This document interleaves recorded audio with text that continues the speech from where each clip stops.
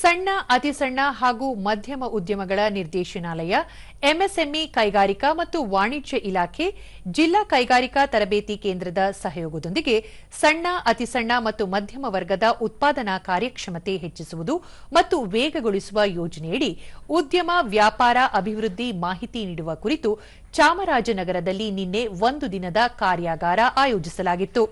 ಕೈಗಾರಿಕಾ ಮತ್ತು ವಾಣಿಜ್ಯ ಇಲಾಖೆ ಜಂಟಿ ನಿರ್ದೇಶಕ ದಿನೇಶ್ ಕಾರ್ಯಾಗಾರಕ್ಕೆ ಚಾಲನೆ ನೀಡಿದರು.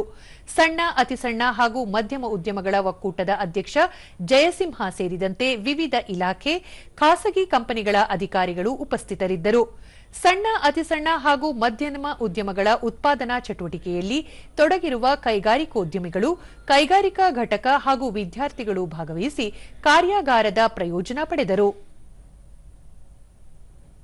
ಬಳಿಕ ದಿನೇಶ್, ಇಲಾಖೆ ವತಿಯಿಂದ ಸಣ್ಣ ಅತಿ ಸಣ್ಣ ಹಾಗೂ ಮಧ್ಯಮ ಉದ್ಯಮಗಳ ಉತ್ಪಾದನಾ ಚಟುವಟಿಕೆಯಲ್ಲಿ ತೊಡಗಿರುವವರಿಗೆ ಕಾರ್ಯಾಗಾರ ಆಯೋಜಿಸಿದ್ದು, ಲಾಭ ಹಾಗೂ ಯಶಸ್ಸು ಕಾಣಲು ಕೈಗೊಳ್ಳಬೇಕಾದ ಮಾರ್ಗಗಳ ಕುರಿತು ಮಾಹಿತಿ ನೀಡಲಾಗಿದೆ ಎಂದರು.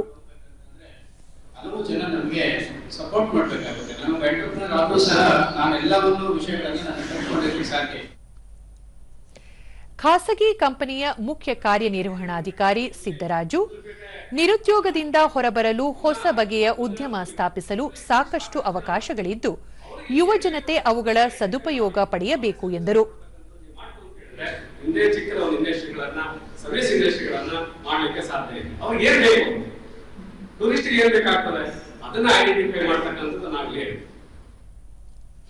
ಖಾಸಗಿ ಬ್ಯಾಂಕ್ನ ವ್ಯವಸ್ಥಾಪಕರಾದ ಸುರೇಖಾ, ಸಣ್ಣ ಅತಿ ಸಣ್ಣ ಹಾಗೂ ಮಧ್ಯಮ ವರ್ಗದ ಉತ್ಪಾದನಾ ಚಟುವಟಿಕೆಯಲ್ಲಿ ತೊಡಗಿರುವ ಕೈಗಾರಿಕೋದ್ಯಮಿಗಳ ಹಿತ ಕಾಯುವ ನಿಟ್ಟಿನಲ್ಲಿ ಸಾಕಷ್ಟು ಬದಲಾವಣೆ ಆಗಿರುವುದು ಸಂತಸದ ಸಂಗತಿ ಎಂದರು. ಈ ವರ್ಷದಿಂದ ಏಪ್ರಿಲ್ 1ನೇ ತಾರೀಕು 2025ರಿಂದ ಇದನ್ನ 1 ಕೋಟಿಯಿಂದ 2.5 ಕೋಟಿಗೆ ಹೆಚ್ಚು ಮಾಡಿದೆ.